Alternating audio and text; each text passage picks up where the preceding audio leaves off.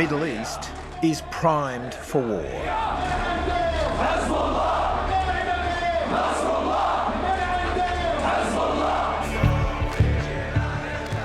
Israel's war with Hamas has inflamed the region. Iran has activated its proxies, the biggest, Hezbollah. معركة كبرى. هذه معركة مفتوحة في كل الجبهات. Israel is fighting the enemies of civilization itself. Do not doubt Israel's determination to defend itself on every front. Yesterday's dramatic escalation makes averting all-out war an even more urgent challenge. Would Iran fully back Hezbollah? How would they support Hezbollah? By any means necessary. Whatever they need, Iran will give to them. We get rare access inside Iran. Off. We're allowed to film though. Iran has the ability to light the entire region on fire. In Lebanon's Hezbollah heartlands, we investigate the extent of Iran's influence. Some people say that Hezbollah is in effect an army of Iran on the border with Israel. And if Hezbollah is not going to stop, we can turn Beirut into a football court. And they know it. From Tel Aviv to Tehran, the shadow war is over. There is only one guy that is making the shot. This is the supreme leader, Ayatollah Khamenei. All the rest are a bunch of puppies under him. This man is the most powerful man in Iran. He's also the leader of the Shia Muslim world. Iran's influence is increasing. For this Four Corners, we've come here to find out what Iran really wants the world to look like. The Middle East, now on the brink of the big war.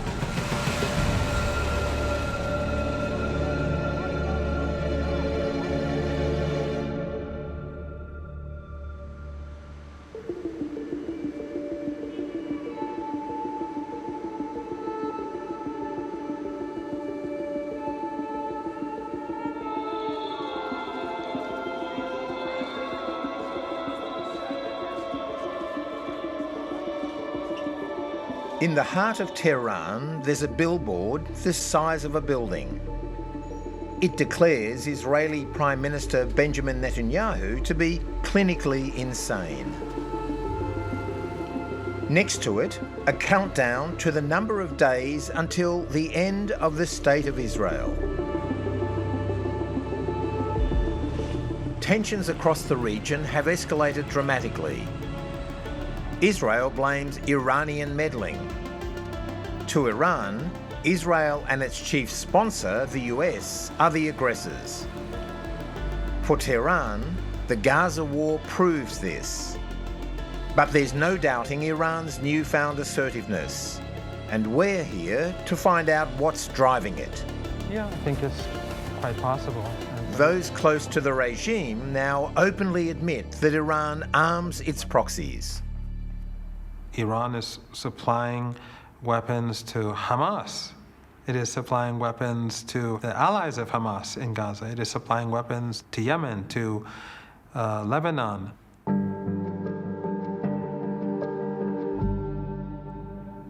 The United States is supplying weapons to the genocidal regime in Tel Aviv.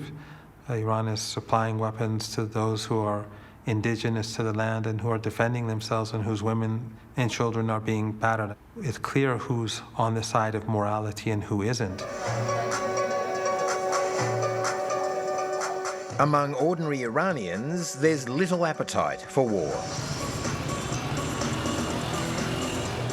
The Ayatollahs, backed by the Revolutionary Guard, rule with an iron fist. The 85-year-old Supreme Leader, Ali Khamenei, has been in power for 35 years.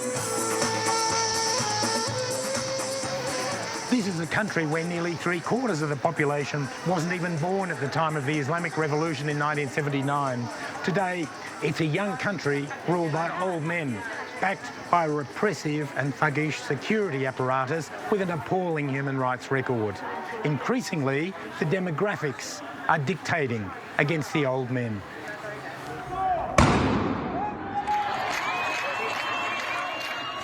I don't think Iran is stable at all. I don't think the regime in its current configuration can last. It's simply not sustainable.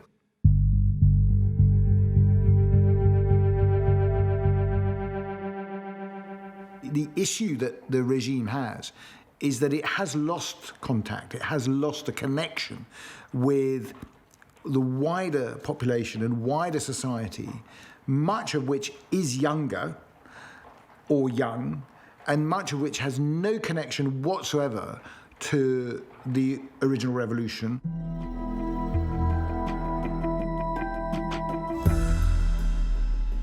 The Iranian regime has two choices. It can either accept the fact that Iran is changing and that they have to change along with it, or they will have to continue to be more and more brutal. It seems the regime has opted for the more brutal course. And one evening, in the run-up to the recent presidential election, we got a taste of it. We're in central Tehran and this crowd has gathered tonight. They came for a rally of the one reform candidate, Pezeshkian, but they've just found out when they arrived that the rally has been cancelled for reasons nobody yet understands. Police are trying to clear people and there's clearly growing discontent here. Does anybody know why the rally has been cancelled?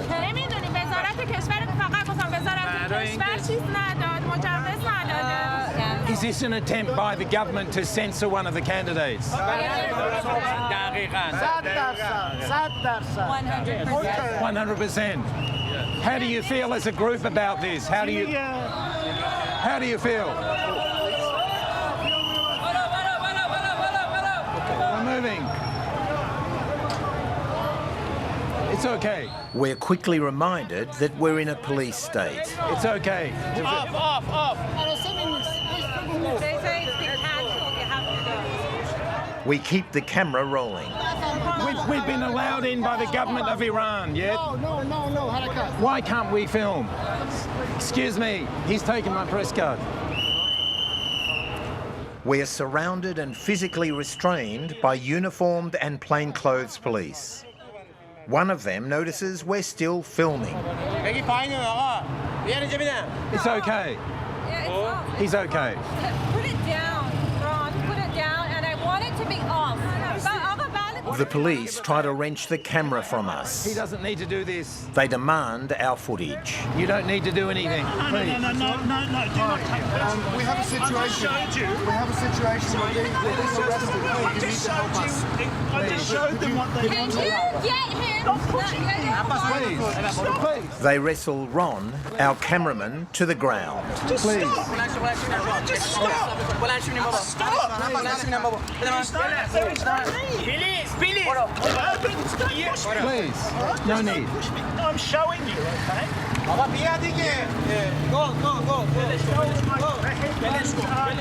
Okay, it's okay. You don't need to push. They take us away for questioning and insist we delete what we filmed. We refuse. It's okay, we're coming. You don't need to do anything. It's okay, we come.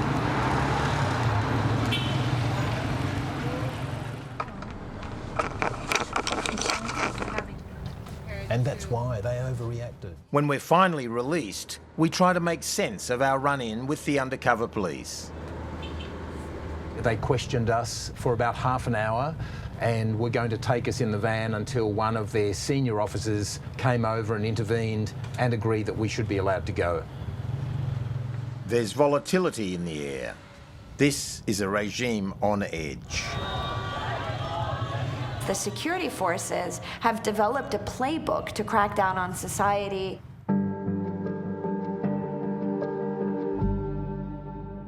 To surveil the society, to arrest, detain, and really keep a sort of climate of fear over people to prevent protests from continuing to mushroom. Anger and resentment last spilled onto the streets 2 years ago. A young woman called Masha Amini had died following her arrest by the feared morality police. Her alleged crime? Not completely covering her hair with a scarf.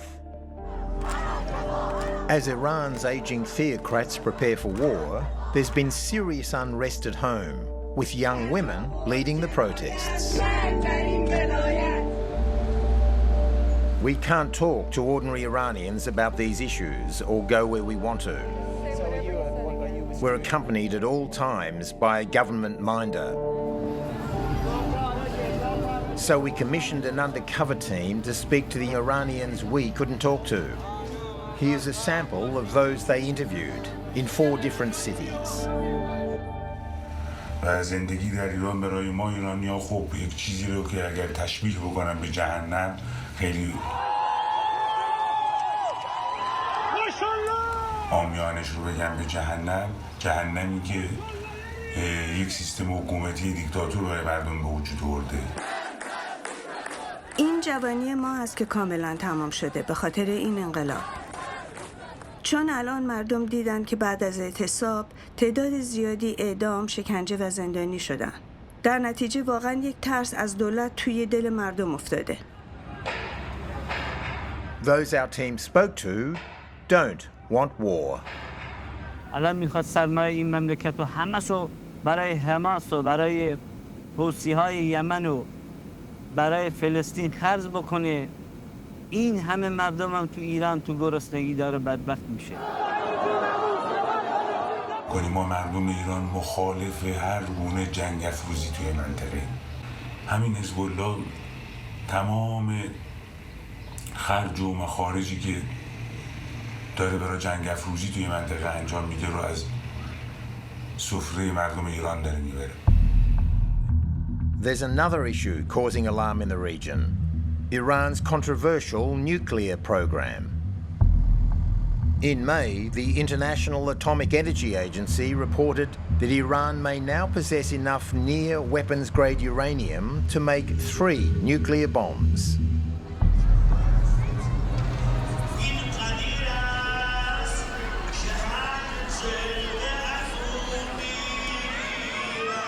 For some Iranians, the graves of nuclear scientists are sites of pilgrimage.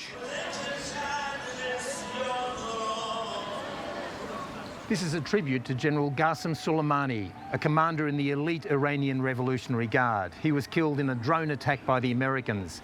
And over there are the graves of some Iranian nuclear scientists. They're believed to have been assassinated by Mossad.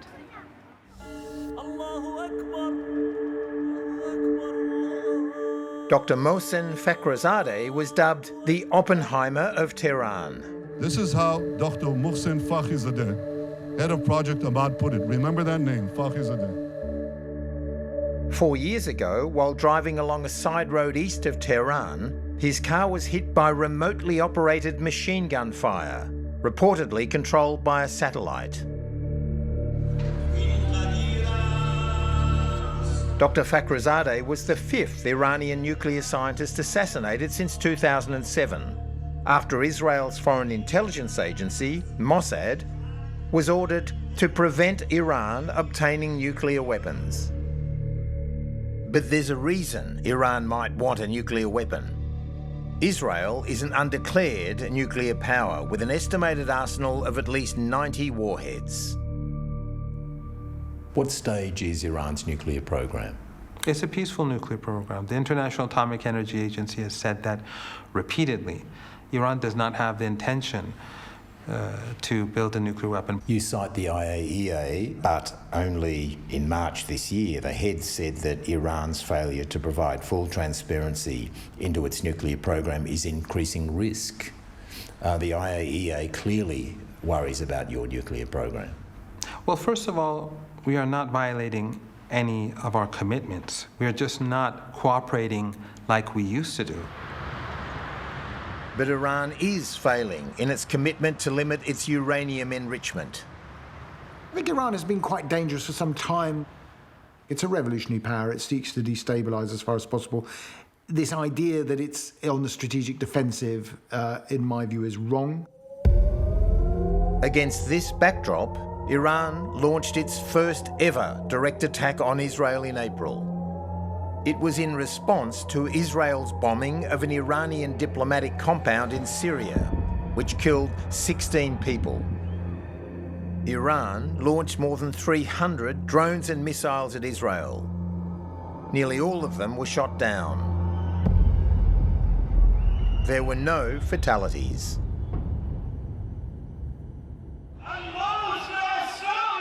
The assassination in Tehran last month of the political leader of Hamas, Ismail Haniyeh, humiliated Iran. Israel was widely thought responsible. Iran has sworn to retaliate and says it's not if, but when. If the chairman of the Joint Chiefs of Staff asked me who would win a war between Iran and Israel, I would say, sir, I hope we never have to find out. But if he said, okay, but I still want an answer. And if he insisted on knowing the answer, I would say that Iran has the ability, through its proxies, to light the entire region on fire. And regardless of who is left standing on the battlefield, that is a loss for everyone, including Iran and including Israel, because a war between Iran and Israel would leave both of them absolutely decimated, devastated, and in ruins, as well as the region around them. That's how serious it is. What about a war between Hezbollah and Israel?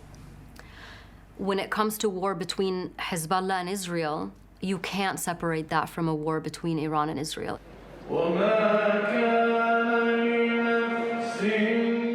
Iran's proxies are poised to strike.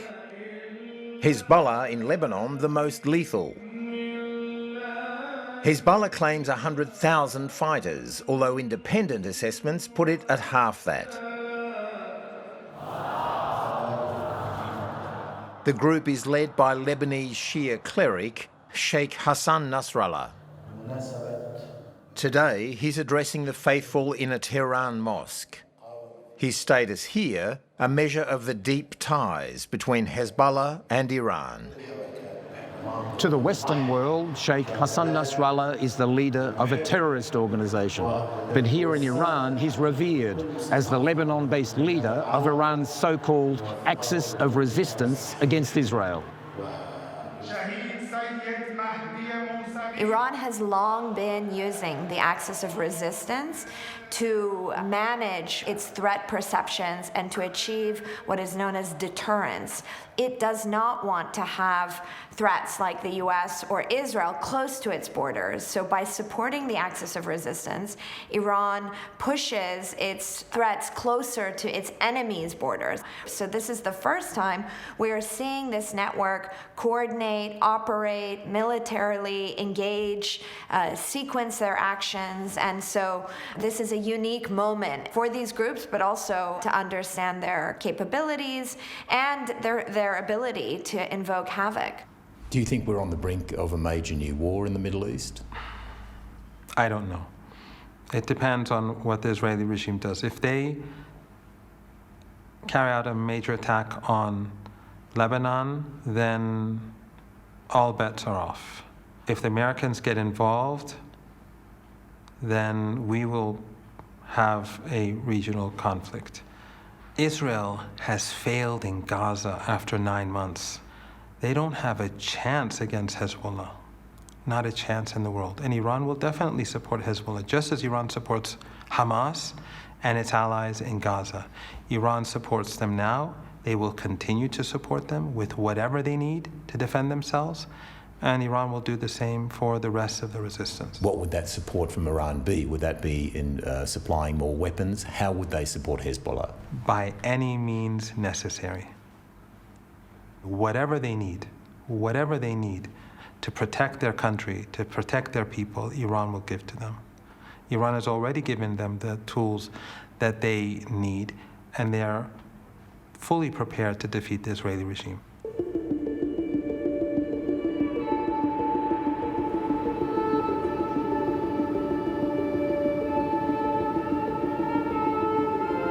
we head west to Lebanon. Entering Hezbollah territory is never simple. It's harder now.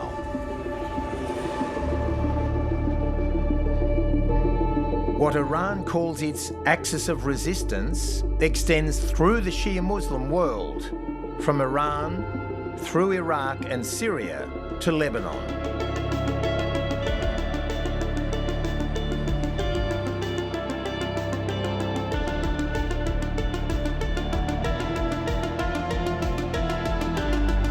Hezbollah controls much of Lebanon. They're the most potent political and military force in the country, and they dominate South Beirut. It's easy to see why this southern suburb Dahiyeh is often referred to as Little Tehran. He's a poster of Iran's supreme leader. And up here is a portrait of General Soleimani, the commander of the Iranian Revolutionary Guard, killed by an American drone strike. This is the global headquarters of Hezbollah, the Party of God.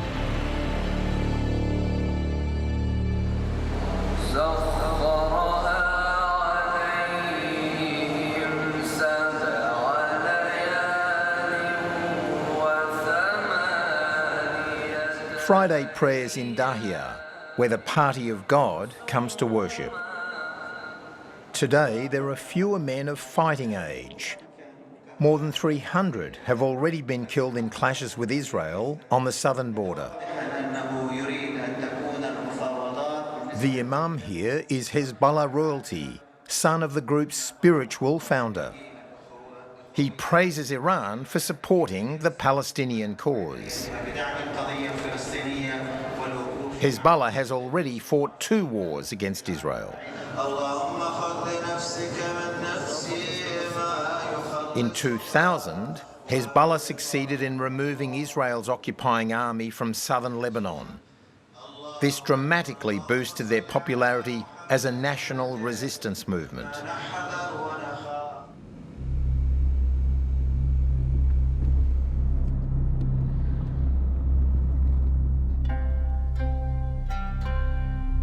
We cross the mountains into the notorious Bekaa Valley, another Hezbollah stronghold along the frontier with Syria. We're deep in Hezbollah territory here in Lebanon's Bekaa Valley. Israeli drone attacks here are increasing as Israel tries to kill Hezbollah commanders. Just in the last 4 days, 2 senior Hezbollah operatives have been killed, or as Israel would say, eliminated. One was killed just over there in Baalbek. He was a major procurer of weapons from Iran. The other was a former bodyguard of Hezbollah chief, Sheikh Hassan Nasrallah. Branded a terrorist organisation in the West, Hezbollah provides social security, education and healthcare, and has 13 MPs in the national parliament. Militarily, Hezbollah is much more powerful than Lebanon's national army. In the far north of the Bekaa Valley, just kilometres from the Syrian border, a Hezbollah politician has agreed to meet us.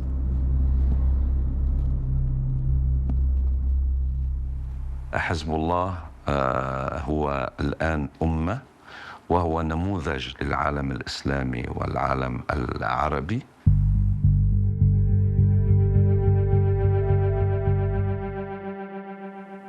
قدرة حزب الله ليس فقط فيما يملك من سلاح، لأنه إلى الآن مع الدعم الإيراني وغير الإيراني الإسرائيلي يتفوق علينا بالسلاح. فكيف تفسر انتصاراتنا على هذا الكيان والرعب الذي يعيشه؟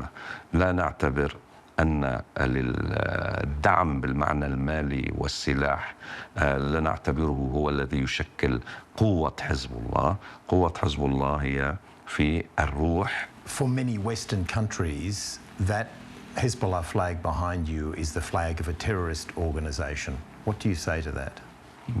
كيف على من اعتدينا، من آذينا من كل دول العالم وشعوب العالم؟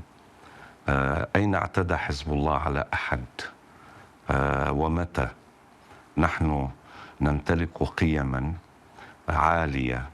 هناك نوع من الشيطنة والتشويه لحزب الله.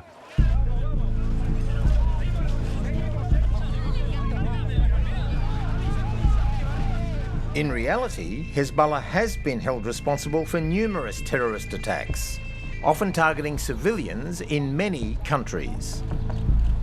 Do you ever think that Israel would like to kill you? هذا العدو في لحظة ما لا يفرق بين أحد وأحد. طبيعته أن يعتدي. Locals told us there are secret training camps, missile silos and drone runways in these mountains. Recent footage from Hezbollah surveillance drones has caused great alarm in Israel. Here, one flies over an Israeli naval base, undetected by the nation's Iron Dome defence system. The drone passes over sensitive military areas. الإسرائيلي يعلم يقينا أن من يستطيع أن يصور القبة الحديدية يستطيع أن يستهدفها، ومن استطاع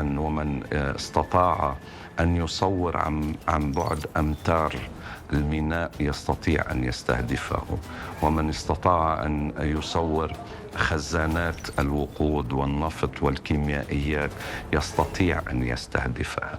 الموضوع ليس فيما يمتلك من سلاح. نحن نرى أننا أصحاب حق. Hezbollah's arsenal is conservatively estimated at 120,000 missiles. The group boasts that all of Israel's major cities are now in striking distance. Are you saying that your missiles can hit every part of Israel?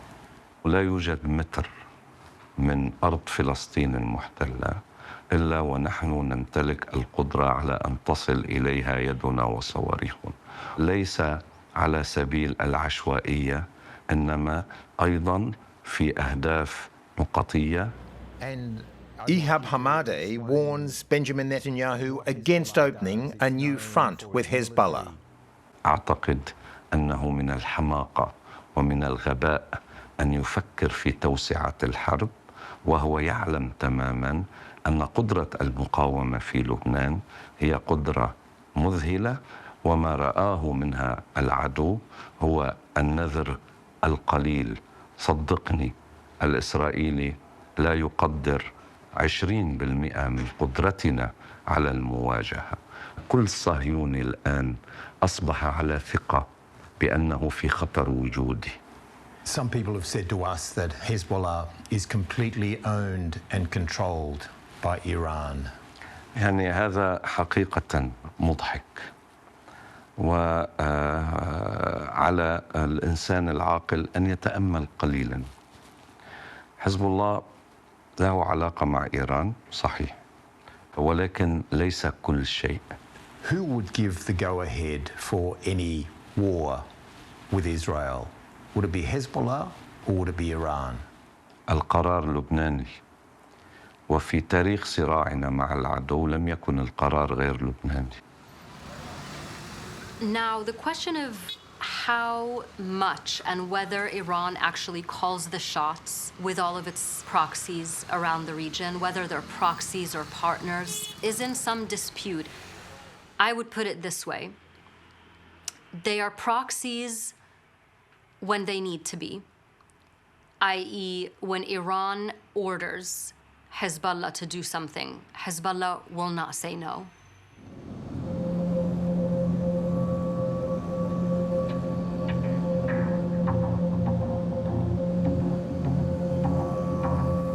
Driving through these Hezbollah areas in the Bekaa Valley, it almost feels like we're back in Iran.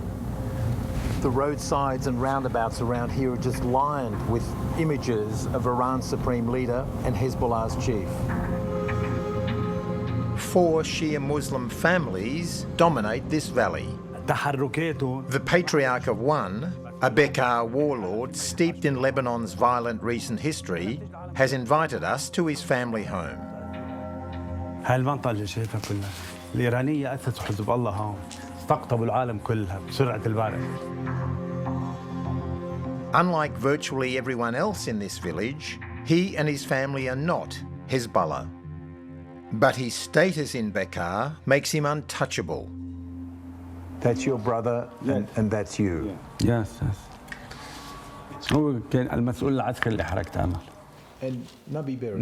yeah. Haj Mohammed Hamir was a senior commander with Amal, a Shia militia which predated Hezbollah.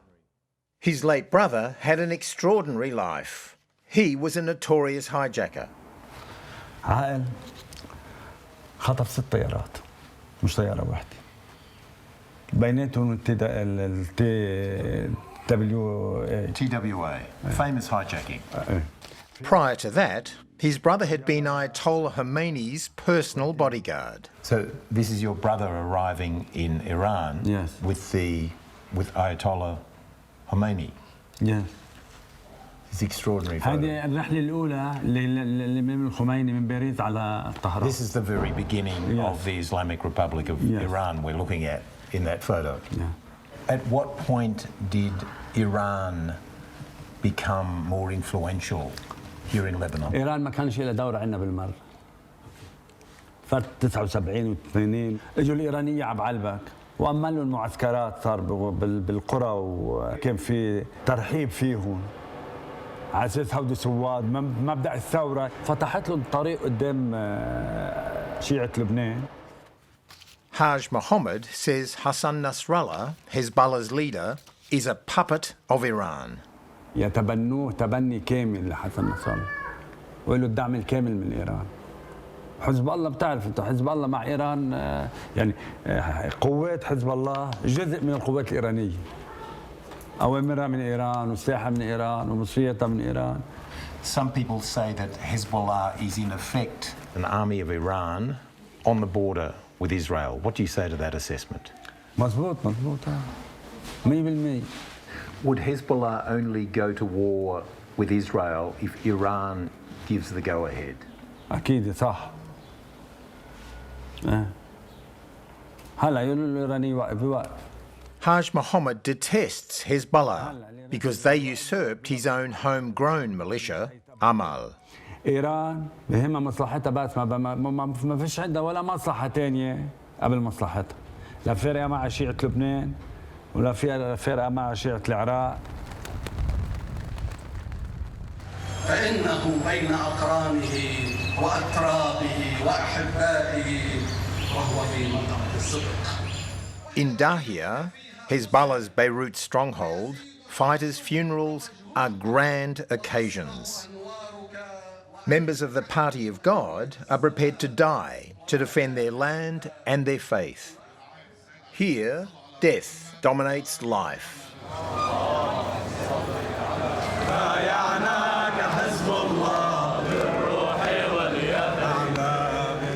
They're saying farewell to Samir Eid Kabani, a veteran fighter and father of 9, cut down not by an Israeli missile, but in a gunfight between rival militias.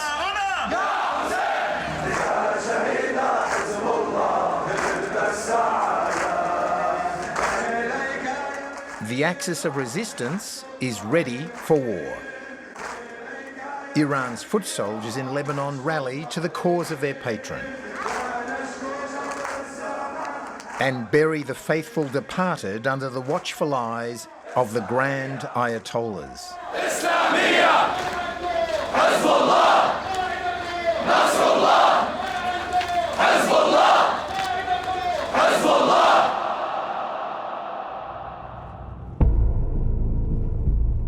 Northern Israel, where tensions are rising along the border with Lebanon. Now, perhaps the world's most volatile frontier. The roads are empty. It's not hard to see why. Rocket strikes have torched these forested hillsides. Town after town abandoned, residents fleeing waves of Hezbollah missiles. Kiryat Shimona has a haunted feel. A town of 23,000, virtually deserted. Across the north of Israel, 60,000 people have been evacuated.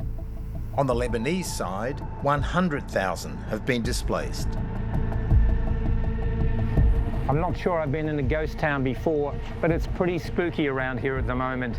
Over that hill is Lebanon, which for Israelis means not just Hezbollah, but Iran as well. And when you're this close and look up at a hill like that, you can understand why Israelis have that fear. Since the Hamas rampage on October the 7th last year, Hezbollah has launched more than 1,800 cross-border drone, rocket and artillery attacks on Israel. Israel has struck more than 7,000 targets inside Lebanon. And that's before any regional wars even begun. Before the war, I used to be on the borderline every day. On the farthest ridge, you can see a Lebanese town. And if you truly have sharp eyes, you can see some... Lieutenant Colonel Sarit Zahavi, a former Army intelligence officer, lives along the northern border, a little further west. How does Hezbollah compare to Hamas as a military force? It is 10 times more stronger with regard to the amount of missiles and rockets. The commando units of Hezbollah, those are the one who has the mission to invade into Israel. We've spoken to some Israeli defense and intelligence people or experts who've said there's as many as 120,000 missiles in Lebanon pointed this direction. Double amount, 240,000. When I look at the options, I'm very worried because one option is a full-scale war. We are not at a full-scale war now. It's a kind of a war of attrition now. What's the solution to this? No solution. No solution. We ended up in a situation today that it's a terrorist army working for Iran, and it is over here, and we don't have a solution that will prevent all these casualties. Tel Aviv, a Mediterranean city of 4.5 million, did not expect this. It's 3 a.m. and an Iranian-made drone appears out of the darkness. It's come a very long way. The drone had been launched in Yemen by another Iranian-backed militia, the Houthis. One person was killed in the strike, just a block from the US consulate and 500 metres from where we were staying.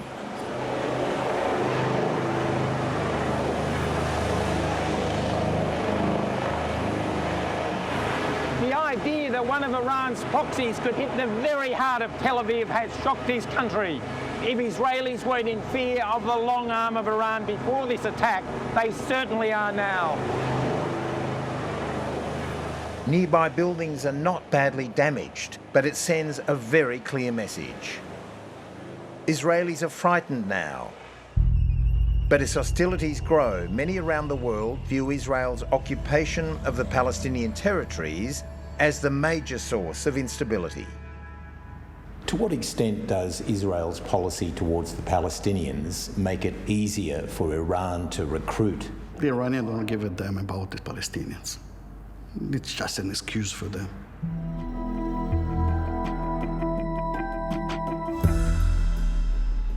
But don't you think in this region that Israel's occupation of the Palestinians feeds a lot of the ongoing conflicts? Maybe.